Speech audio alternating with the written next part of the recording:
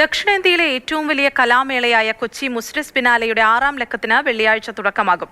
വൈകിട്ട് 6-ന് പരേഡ് ഗ്രൗണ്ടിൽ മുഖ്യമന്ത്രി പിണറായി വിജയൻ ബിനാലെയുടെ ഔദ്യോഗിക ഉദ്ഘാടനം നിർവഹിക്കും. നിഖിൽ ചോപ്രയും HH ആർട്ട് സ്പേസസും ചേർന്ന് ക്യൂറേറ്റ് ചെയ്യുന്ന രാജ്യാന്തര പ്രദർശനത്തിൽ 25-ലധികം രാജ്യങ്ങളിൽ നിന്നുള്ള 66 ആർട്ടിസ്റ്റ് പ്രോജക്റ്റുകളാണ് ഉൾപ്പെടുത്തിയിരിക്കുന്നത്. ആസ്പിൻ വാൾ അടക്കം 20ഓളം വേദികളിലാണ് കലാപ്രദർശനങ്ങൾ ഉണ്ടാവുക. വിദ്യാർത്ഥി കലാകാരന്മാരുടെ സ്റ്റുഡന്റ് ബിനാലെയുമുണ്ട്.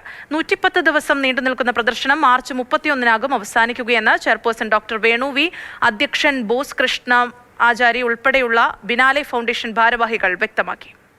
ലോകത്തിന്റെ പ്രമുഖ നഗരങ്ങളിലൊക്കെയുള്ള ബിനാലെയും ഇതും തമ്മിലുള്ള പ്രധാനപ്പെട്ട പ്രത്യേകത ഇത് ജനങ്ങളുടെ ബിനാലെയാണ് എന്നുള്ളതാണ് ആദ്യം മുതൽ തന്നെ നമ്മൾ പറഞ്ഞിട്ടുള്ളത്. ഏകദേശം 7-ൽ പരം ക്യൂറേറ്റേഴ്സാണ്, കളക്റ്റീവ്സ് ആയിട്ടുള്ള ആൾക്കാരുണ്ട്. അതിൽ ഏകദേശം 15ഓളം പേര് കൂടി ചേർന്നിട്ടാണ് ഈ 100-ൽ പരം പ്രോജക്റ്റുകൾ കുട്ടികളുടെ വിദ്യാർത്ഥികളുടെ എക്സിബിഷൻ നടത്തുന്നത്.